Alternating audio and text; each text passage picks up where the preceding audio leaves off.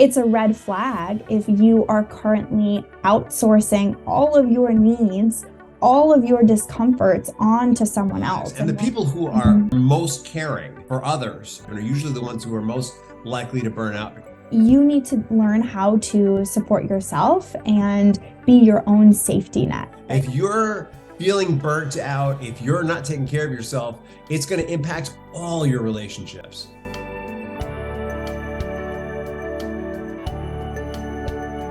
Welcome to another episode of Rich in Relationship. And today we're talking about the warning signs of self-care, or recognizing the red flags on the journey to self-love. And I've got a good friend and an expert here for you today, my friend Claire Newman. Claire is a master mindset and success coach. She's a yoga instructor and strategy consultant, and she is certified as a master NLP, mental and emotional release, and hypnotherapy practitioner. Now that I think about it, so am I. That's how we met. That is how we met, Rich. Yeah. How are you, Claire? I'm doing quite well. Hello, everyone. I'm so excited to be here. Been really looking forward to this conversation. Me too. It's always great to see you. Yes, I know. You make me Some smile. people are and just laugh. going to listen to you, but I get to see you. Yeah.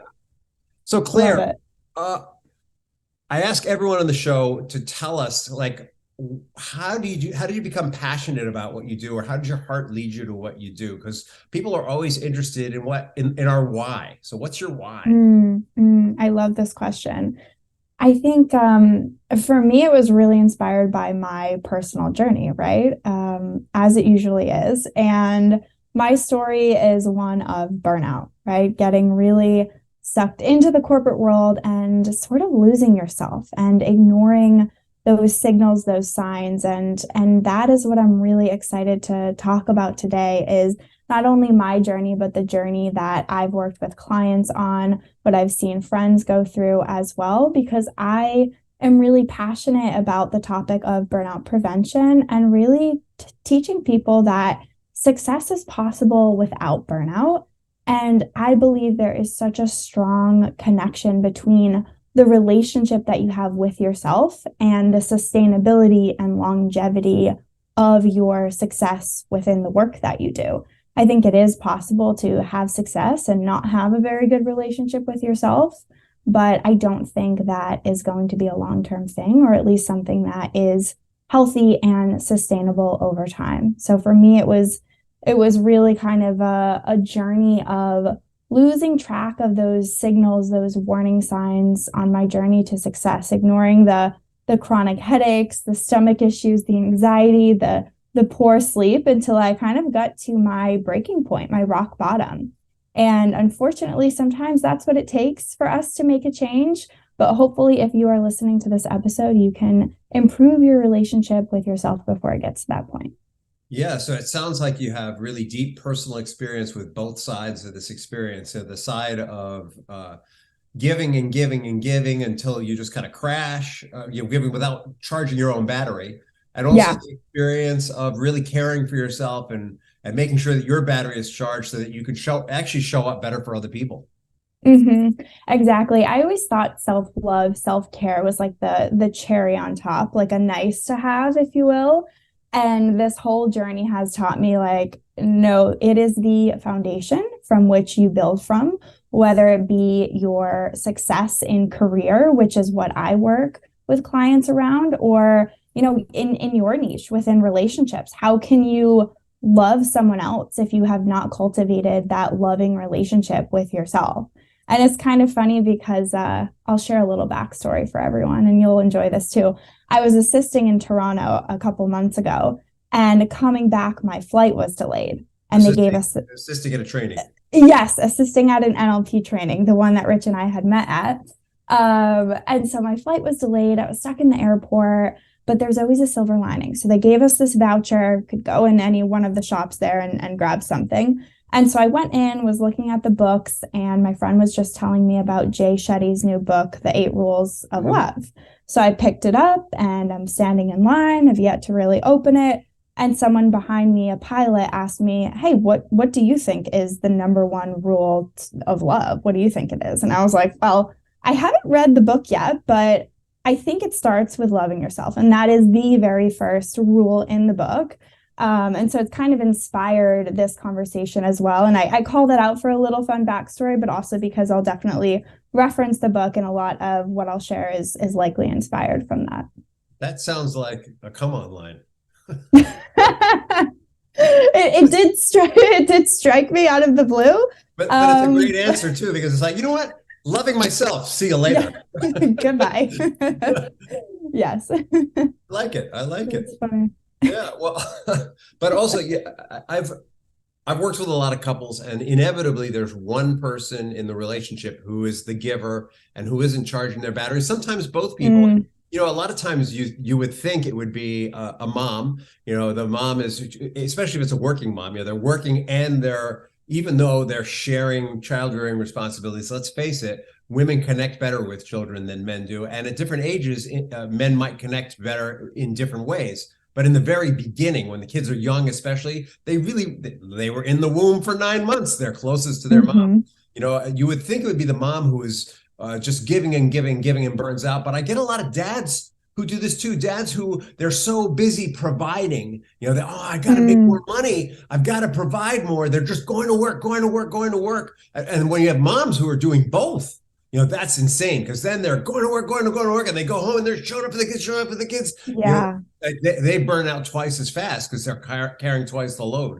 You know, the relationships inevitably implode from avoiding conflict and just not having their needs met, or explode from getting into conflict and not having their needs met. You know, so this is a super, super important topic. So all my listeners out there, you know, a lot of people tune into this because it's about relationships. Don't think for a second this is just about you, and don't think also that it's just about you if you're in a loving relationship or not. It could be about any relationship. If you're feeling burnt out, if you're not taking care of yourself, it's going to impact all your relationships. I think that's a really, really good point. And I think, you know, a lot of times the clients that I've worked with, they're already in a state of burnout. They're already stressed. They're already overscheduled. They're already busy. And so just thinking about adding something else onto your plate, whether it's the journaling or the meditation, or now I need to go from sleeping 5 hours to 8 hours. Like, how am I going to fit that in, Claire?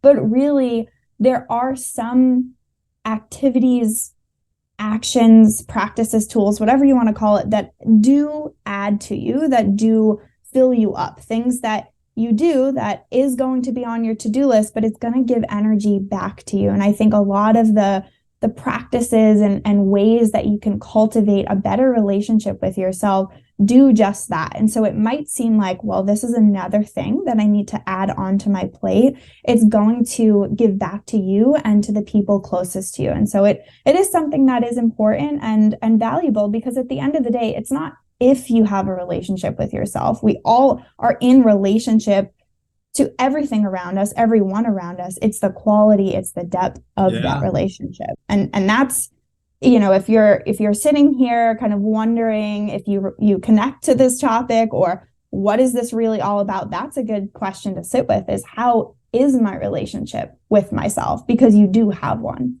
The chances are, if you're wondering if you connect to this topic, you really need to start listening. So, here's my question. We're all leading really busy lives, and the people who are most caring for others and most mission driven or purpose driven are usually the ones who are most likely to burn out, because they're on a mission. You know, or if you're a parent, you're on a mission. You may not know it, but you're on a mission. So what are the red flags that we need to look out for here? Yeah, I mean, there's a couple. It's not an exhaustive list, but these are kind of the top ones that I've seen in myself and in the clients that I've worked with. And one that you've started to kind of allude to is this bucket that I'll call outsourcing, right? It's when we are so disconnected with ourselves that we put our needs, we become hyper dependent on other people around us, right? So you were talking about the parents and the babies and how the infant, they need the parent to co-regulate, to have their needs met. And while co-regulating is healthy and something that we naturally do when we're in relationship and around people, it can be a good thing.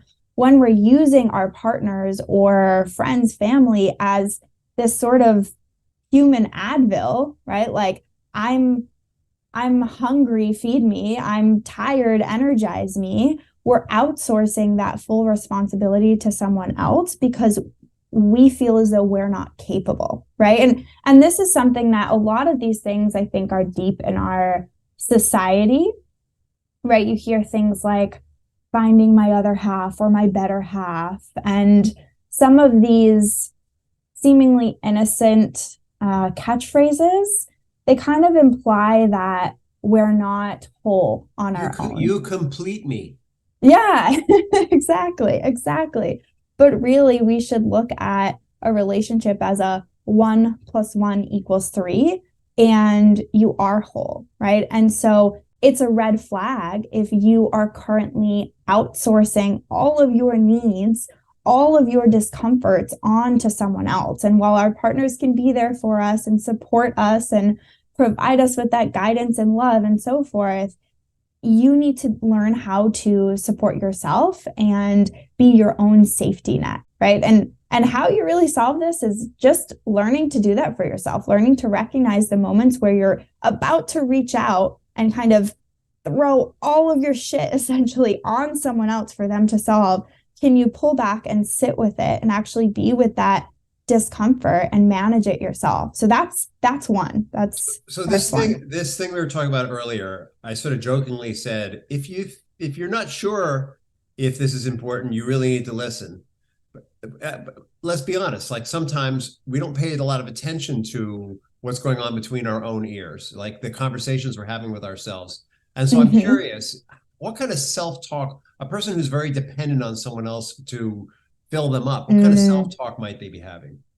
Yeah, definitely not great self-talk. That's another red flag, is how critical are you of yourself? And have you become a bully to yourself, right? Have you become your inner mean girl, or, super judgmental towards yourself? What is going on inside your mind? Is it empowering or disempowering, right? Can I And share it's something personal? would love to hear. Great. I used to, and it still comes up sometimes. I used to, when I would make a mistake, I would say, "You're such an idiot," right? And I might say, "Oh, you're an idiot," ha ha ha ha. Sometimes it might be really harsh. And I discovered through some inner work that that's something my grandmother used to say to me if I made a mistake, and my mom also, because my grandmother used to say it to my mom.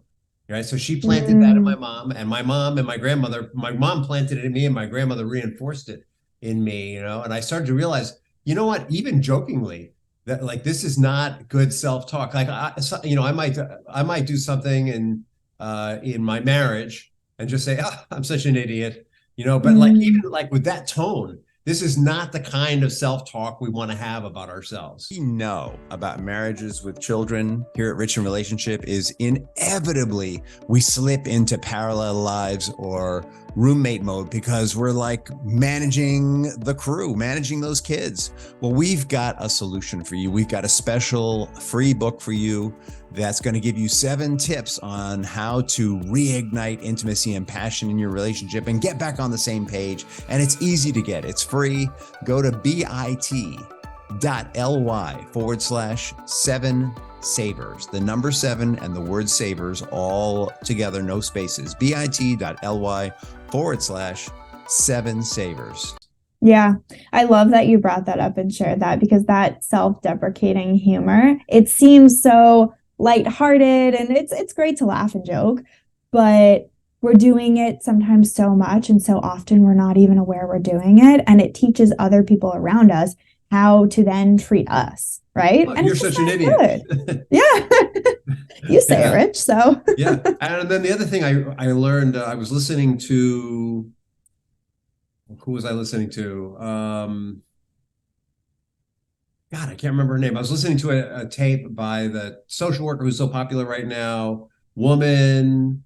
She was talking all about shame. And she was saying, oh, is it Brene? It was Brown? Brene Okay. Brown. That's it. Yes. Brain Yes. fart. I Love listened her. to Brene Brown the other day. I used to not be a big fan of hers, and this piece really turned me around on her. She was talking about how the difference between shame and guilt.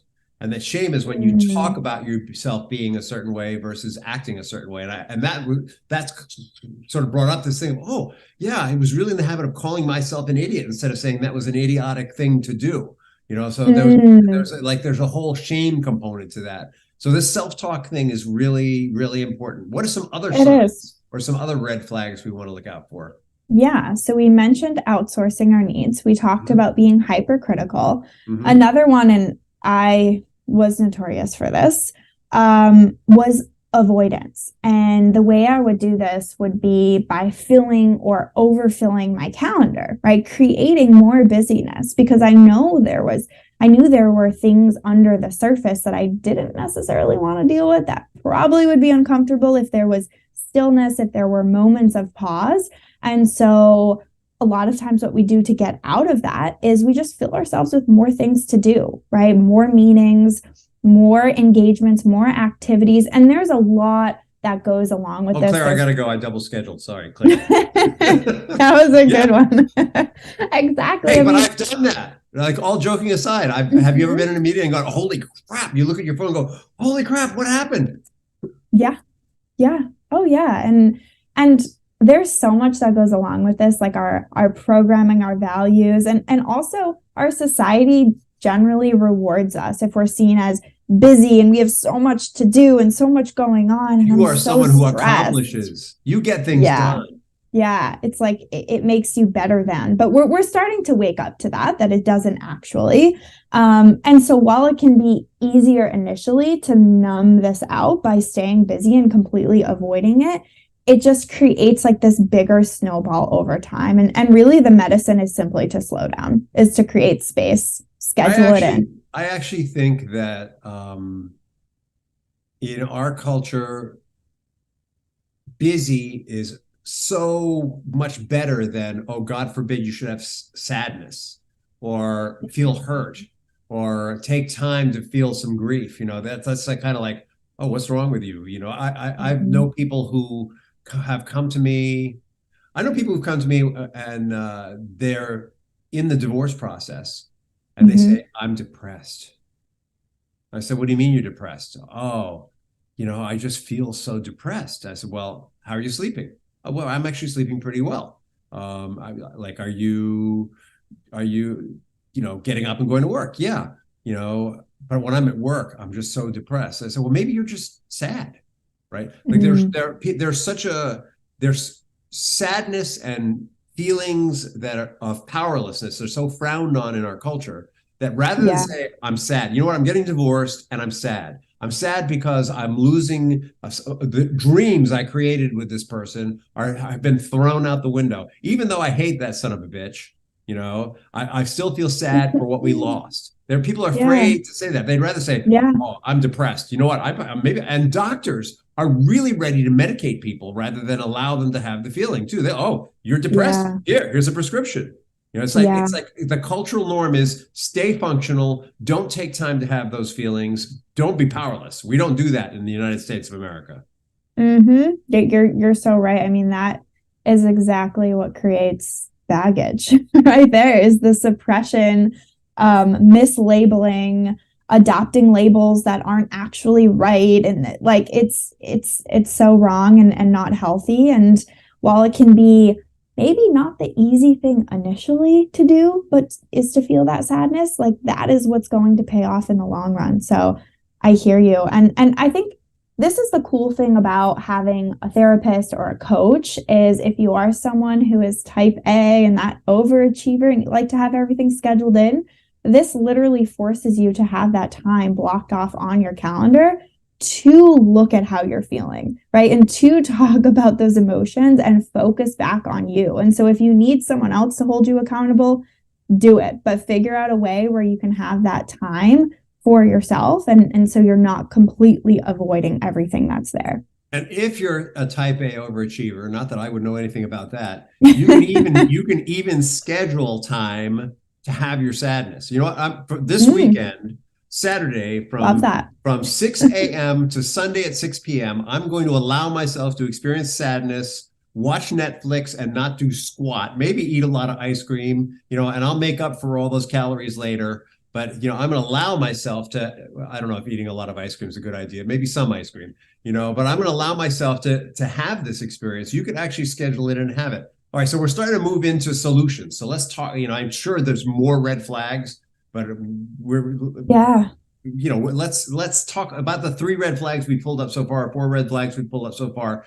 If you're seeing the red flags, what do we do? How do we feel? What's next? Yeah, I think you're right. I think it's important to bring that self-awareness to which bucket do you fall in? Maybe it's a little bit of everything. Maybe, there's 2 that you resonated with more, but it really starts with awareness, like I mentioned. And so somehow, some way, carving out that time to bring awareness to yourself, to how you're feeling, to cultivating that relationship with yourself, right? We don't just say, I love you to a random stranger when we meet them. We take time, right? To get to know them. Really, Rich? But I'm a little strange. Okay, most of us. I went to a diner. This is for real. I went to a diner like 3 weeks ago, and the owner was there. She was like 150 years old. She makes me look really youthful, right? And I walked up with my check, and I handed it to her, and she looked me in the eyes and she said, "I love you."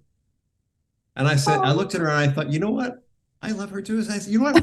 I love you too. And we just had a moment together. Like it was bizarre. And that's great. I want you to know that I have gone back to that diner again and again and seen her. I think she has no recollection. It's the love. It's the love. Yeah. So anyway, that's an anomaly, though. Most people don't do that. It is. Let's face it, she started it. Blame it on her. So you were saying most people don't just walk up to someone and say, I love you. What do they do? Yeah. I mean, the point in mentioning that is just to show you that with other people, we take time to get to know them. Who are they? What are their values? What are their tendencies? What do they believe? Like, how do they react to certain things? You need to do just that with yourself. For me, it's yoga, right? It's getting out of my analytical, logical mind and back into my body, reconnecting with myself. And my time on my mat is just for me. Nice. And so that is a method that I love. We talked about coaching. We talked about... You must do real yoga. Real yoga. I do competitive yoga. Yeah. What is competitive yoga? Have you ever seen guys go to a yoga class? Oh. Especially if they haven't done it. If they haven't done it, they do competitive yoga. I can stretch real good. I see that because I'm teaching sometimes, and I'm at the front of the room, and I I'm that guy that you walk up to and say, "Hey, just relax." It's about the breath, Rich. It's about the breath. Right, synchronizing the movement to the breath. I went and did hot yoga, and they won't say that to you there. They'll just let you die until you figure it out. Oh my goodness! I went to hot yoga in sweatpants. Duh. Who let you do that? Who let you do that? I didn't know it was going to be that hot, and then I was competing too. So anyway. Oh, wait a minute. We're not set up for success, Rich. This was not supposed to be Rich reveals all his ways that he hasn't loved himself. This was supposed to be how you can love yourself. A way you can do it, the way you do it is through yoga. And I would guess that for a lot of people, actually, physical care can be a way. There's all kinds of ways that you can release stress. I mean, yogas can be more chill, but you could do it through weightlifting. You could do it through running. You could do it through competitive running if that was your thing. If that's your thing, go for it. I mean, any way that lets you tap back into your body and your emotions, I think is the way to go. Any tool, practice, exercise that allows you to find that connection back to yourself, that reflection, journaling is really great. Like it's funny because a lot of these practices, a lot of the medicine or the remedies, it's not rocket science, right? We've heard it before, but are you actually doing it? Are you actually sleeping 8 hours? Are you actually drinking the water? Are you actually moving your body? Mm-hmm. And the real magic is when you start to do those seemingly small things that create a big change in your life. How many of these things should you start at once? Oh man, not everything at once. Ease into it. Find something that's sustainable that you actually enjoy. You're an A personality. You got to do it perfect right from the beginning. Come on. No. I'm going to journal while I do yoga. We're healed. And write my gratitude list. Don't do that.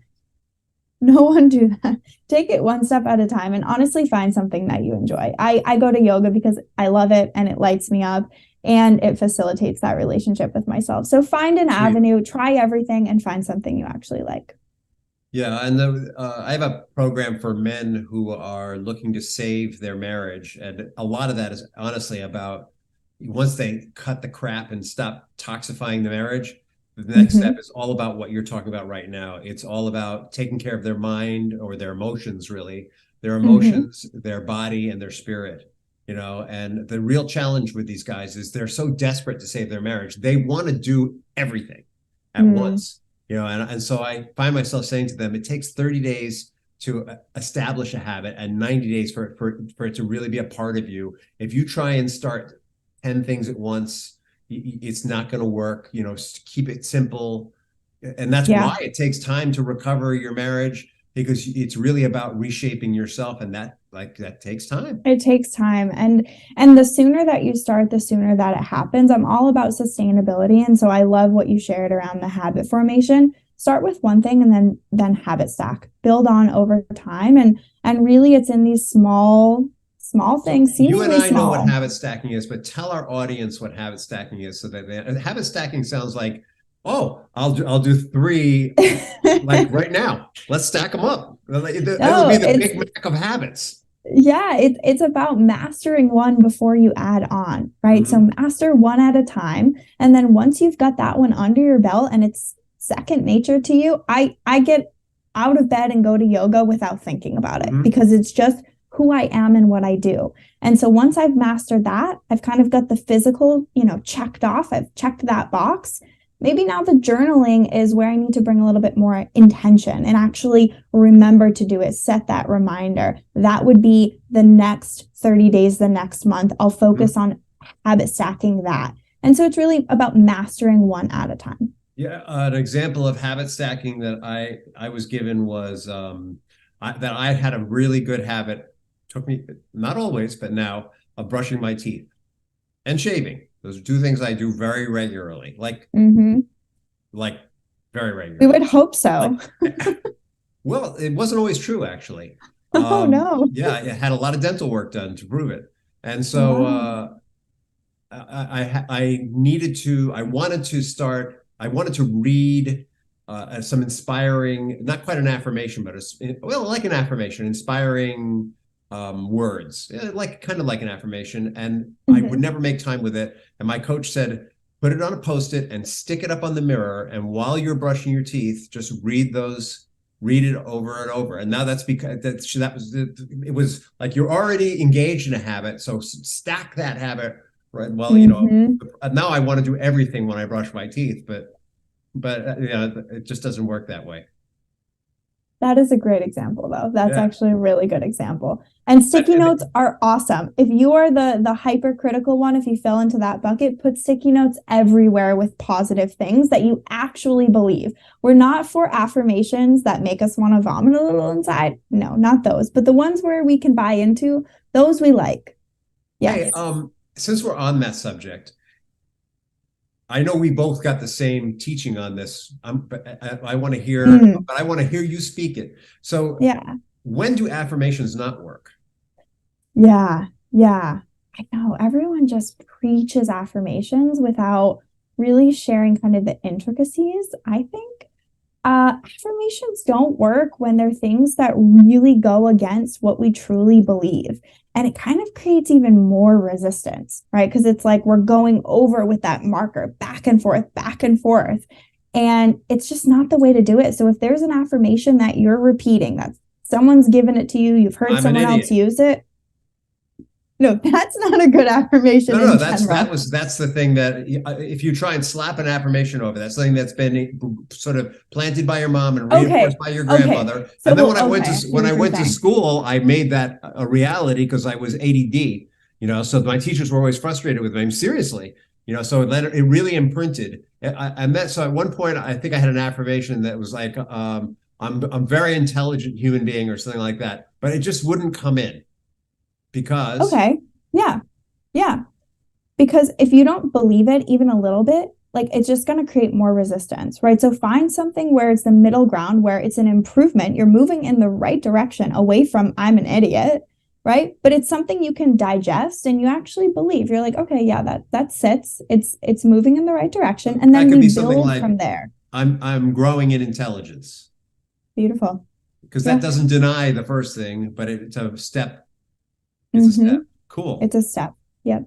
And then there's the mental and emotional release technique, Mm-hmm. which I got to use to exercise I'm an idiot. Tell We've our released audience that. about MER. I've talked about Oh, it, but I want them to hear from someone else who's a practitioner, so they oh know my that I didn't goodness. make it up.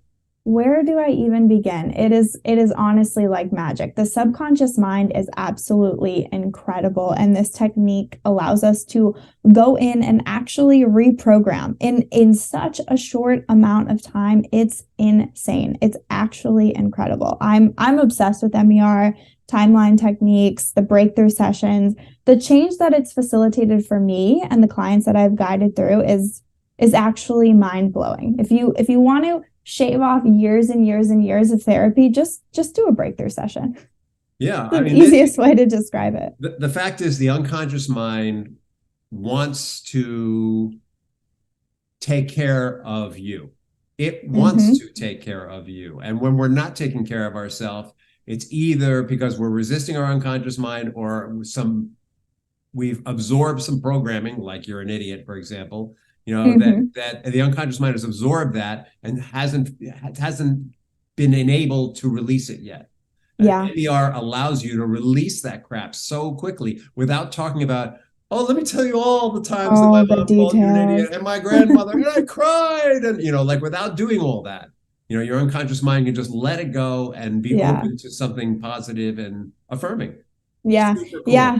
It really is super cool. And that's something that I've learned too, is when the baggage comes up, it's actually a good thing. And I celebrate that now, because that's my unconscious mind telling me I'm actually ready to let this go. And then it's just about connecting yourself with the right tools and practices to facilitate the letting go. Yeah. I love that. I think for a lot of people, when stuff comes up, they say the wrong thing, they feel shame, they feel anger, pollute the emotional water somehow. They're like, oh my God, what have I done? But it's actually your unconscious mind saying, hey, it's time that you're ready. Not what have we done? It's time to be done with this. Yes. It's about letting go. 100%. Yeah. Very cool. Yeah. Hey, Claire, so I understand that you have a program that you're developing, a membership program that's going to specifically help people with self-care. Tell us more about that. Yes, I am so excited to talk about this. It's kind of hot off the press and still a work in progress, but it is called the Vita Method Membership, and it is a system that I've created. Vita, it stands for something. So the V is for visualize, the I is for integrate, D is about deciding, and then the A is all about taking action. And this is a process that I am going to teach people within this membership. It's all about connecting. It also means life, right? It does. It does mean life. Exactly. It's all about living more life. I love that you knew that. La vida loca. Yes. And it's really about sustainable mindset tools and practices. It's going to include a monthly live call with embodiment practices, and it will have that community element that I think we all really do desire. So it is for self-care, self-love, and really cultivating mindsets that help you find success within your life. So I am so excited about it. More details to come. And if you have questions, want to join or sign up, feel free to reach out. I think it's so cool because, let's face it, starting a habit on your own can be challenging. I mean, unless you're a real disciplined machine, it's so much easier to do it when you have someone who has already got that habit in their life teaching you how, or if you're in a community of people holding each other accountable, so this is freaking brilliant. Thank you. I've met some of my best friends through these sort of communities, coaching programs. And so I'm really passionate about the community element as well. Really cool. Claire, how can people find you? Yeah, so I am on Instagram, I am on LinkedIn. You can search me, my first and last name, Claire Newman. And I know you'll have all of that in the show notes. I have some exciting things coming up. So give me a follow, reach out to me. Happy to connect via DM, messaging, on a call. Love to connect. And I hate asking this question. This is like the party's over question, but I I always love the know. answer. What is the legacy you want to leave behind? What a beautiful question, Rich. This is a really good one. The legacy that I want to leave behind is the realization that you can own success without burnout, and that the secret to your success lies within. It's just about awakening your power within.